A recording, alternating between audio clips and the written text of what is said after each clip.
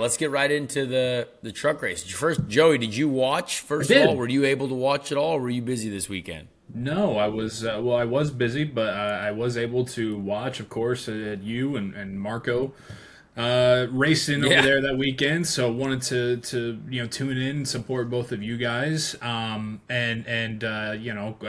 was interesting. I don't get around to watching too many of the NASCAR truck races, but I was fully fledged into this past weekend, and of course, we had some weather again over there in Mid Yeah. Ohio that was interesting and making things a little bit more difficult. I'm sure you're going to get into, but how did it feel for you? I know that you continue to, unfortunately, for some reason, whatever the bad luck race gods is, get placed into NASCARs that have a portion broken on them.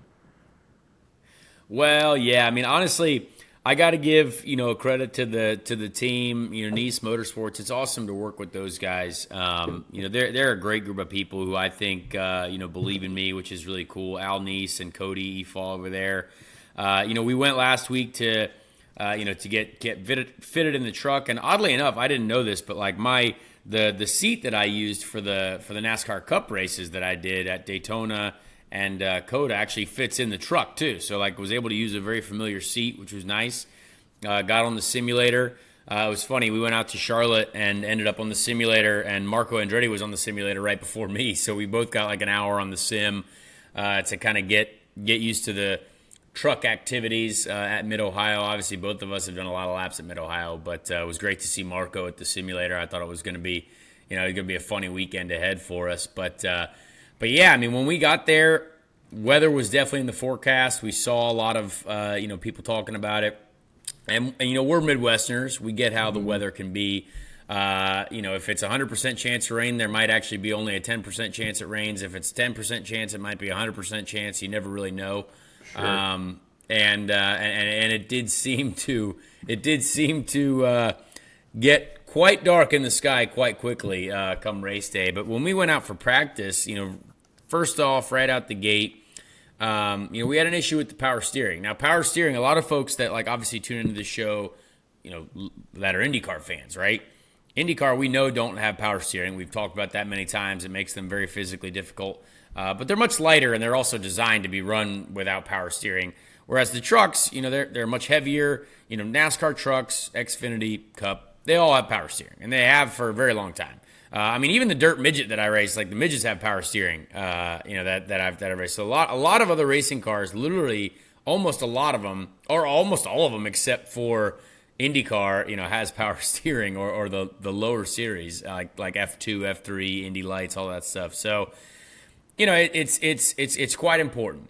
And so when I went out there, we'd have a little bit of power steering, but when you turn initially and you have the power steering and then it loads up a little bit and then it goes out, it's like a giant weight has been put in your hands, and it Uh-huh. almost feels like the steering itself stops. So like if you Not were driving ideal. your car out there down the interstate, you're gonna turn this sucker left, and you're turning. And if it goes out in the middle of that turn, all of a sudden you'll start going straight, and you'll have to put both arms on one side to try to get it to keep turning. And funny thing is, that has happened to me in my Subaru before, so I was used to that. Sometimes my Subaru back in the day, the power steering would decide to go out in the middle of the corner, and you'd be like, "Yikes! I got to really hammer this thing down with the steering." So that was happening in practice basically every corner. It would work a little bit and then go away. And so it's a lot of work because you're trying to keep the cars, race cars move. So when you're turning and let's say you might have to have a little slide going, you get a little correction. That correction, when that stiffens up, becomes very difficult because it's a very heavy car and the steering is designed to, turn quite well with power steering. So that was an issue in practice. We tried to fix it a little bit in practice, and the way those weekends work is like qualifying was right after practice. So very, very short practice session, 20-30 minute practice session, and then right into qualifying. And sadly, we weren't able to fix the system in between practice and qualifying. The team did everything they could. They were just, sometimes in racing you run into these things that that's how it is. And it was a shame, right? Because like to be as fast as possible, you need to be able to use the steering wheel. That's pretty important. That's a top 3 thing that you need, really. Throttle, pedal, brake, steering wheel. Those are top three important things. So yeah, it was a tough one. Qualifying, we went out. That we still had the issue. We went out in the first lap. We were like P3 in our group, and it was like, all right, sweet. But I still couldn't turn in every single corner. Like, this wasn't like it happened half the lap. It was every single corner because, using the system was a difficulty. And again, this is just bad luck. Like, there nothing the team did, nothing that we did together. We were just all victims of the situation. So it was a shame to have that happen. And qualifying, we just decided to do the 1 lap, and then we knew we were going to have to start at the rear anyway because we had to change the power steering pump. But yeah, that was a tough way to start it. But it was fun to be out there and check it out and get things going. But yeah, things kind of started off pretty rough. But I knew that, we had a whole day essentially. And NASCAR races, the way they work out, obviously, it's such a long race. You got the stages, we've got a ton of time to work through things. I know Mid-Ohio really well. So it was definitely interesting. I mean, after day 1, it was tough, but, was hoping to have a good race day on the Saturday. Yeah, you were, charging forward, a bit there on Saturday. And how'd you feel overall about that? Once you got through all that craziness with practice qualifying, the power steering, then once you get into it, like you mentioned, it's so long and you do know it so well. I mean, did you feel like you had a little bit of an upper hand? How'd you feel about your race day in general? Well, yeah, I mean, the toughest part is we don't have, there's so little track time in NASCAR, right? Like in IndyCar, we have that warm up before the race usually. And we went out there and it was raining, right? And rain, I had obviously never driven a truck in the rain. A lot of the trucks aren't really designed to run in the rain. But I was excited about it. I mean, I love rain racing. And when we went out there, the power steering issue was right there again. And so in the wet, it's even more difficult to work with, because in the wet, you have to be very, very quick with the steering sometimes. You can lose the rear so fast, which I discovered in these trucks because the trucks are so heavy. So when you get on the power, and even you saw people not crashing, but spinning under yellow before the race even started. A lot was going on, and I'm sitting there thinking, if this thing gets away from me and I lose the power steering and the correction, you're not going to be able to save it. So it was very, very hard for me to use the wet conditions like I could have, because imagine just every single corner. This became such a difficult issue that you have basically a really free steering wheel like you have in the car. You can sit in your car outside, just turn the wheel nice and easy because you've got power steering, and in the middle of a corner, a fast corner where you're really trying to ride the edge, it just goes out and you're stuck with a huge heavy steering wheel. And in the wet, that makes it even more challenging because you're always kind of moving your hands.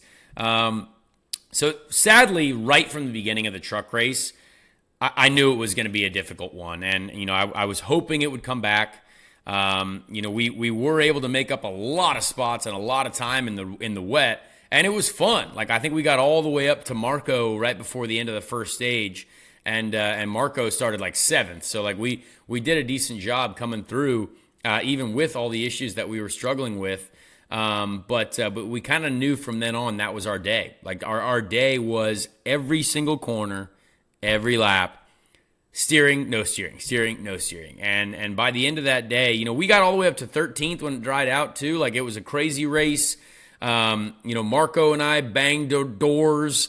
He didn't realize he drove into the side of me. We raced a lot side by side together. Had a lot of good racing with a lot of different people out there. Really enjoyed it as well. Mid-Ohio, great race, I think, for truck racing. I enjoyed it myself, but just was always held back just a little bit.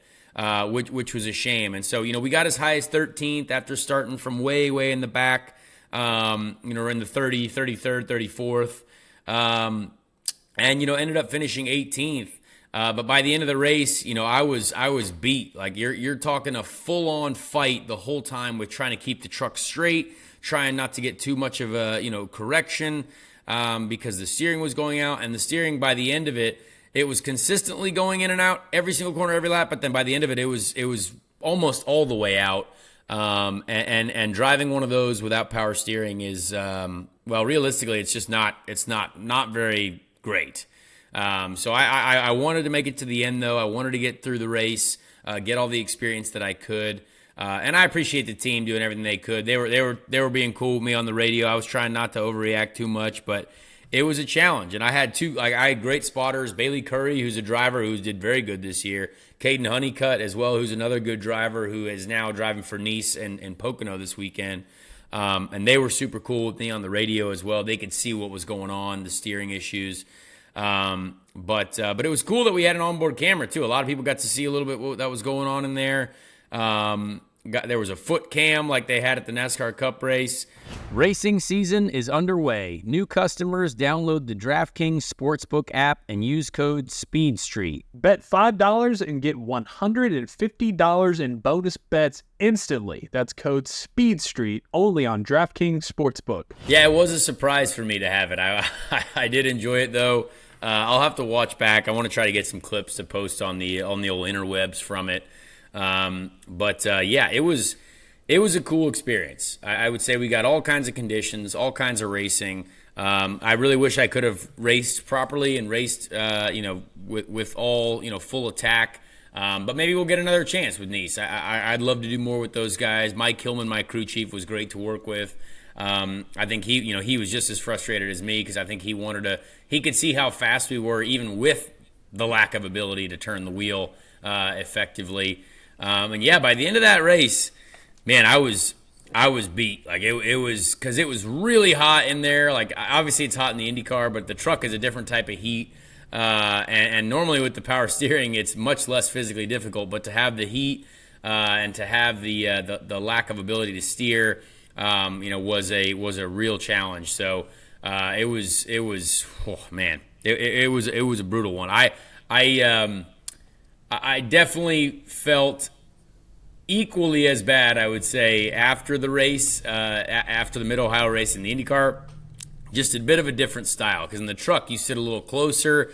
You don't quite have as much leverage with your arms because you're sitting closer, and we've also got the gear shift. And also the race was like, the Mid-Ohio race in the IndyCar was about 2 hours.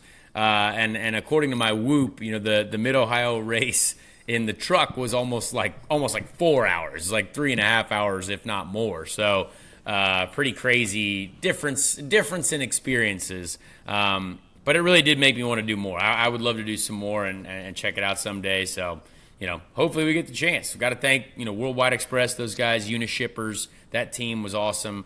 Yeah, Chevy Silverados. So were your forearms like SpongeBob in that episode when he like gets those blow up muscles, just all veiny and just over? It was what I found out. It was actually more like my entire top side, like my shoulders. And if you look at my gloves, it's funny because I was wearing white gloves because that's the only pair of gloves I have for NASCAR stuff. They have different safety regulations. But I showed Corey LaJoy last night, like the entire wrist section of the glove is just like black because it was just rubbing so hard against the steering wheel, and both hands were just really about as torqued as they possibly could, just trying to get the thing to turn. And if you thought you had a little correction coming and the steering was working, and then when it went away, it was almost like, oh no, and then you had to grab it really hard before you lost it.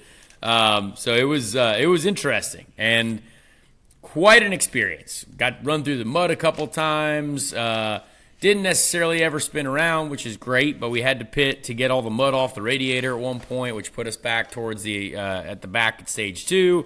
So we went from the back to the midfield to the almost to the front about twice.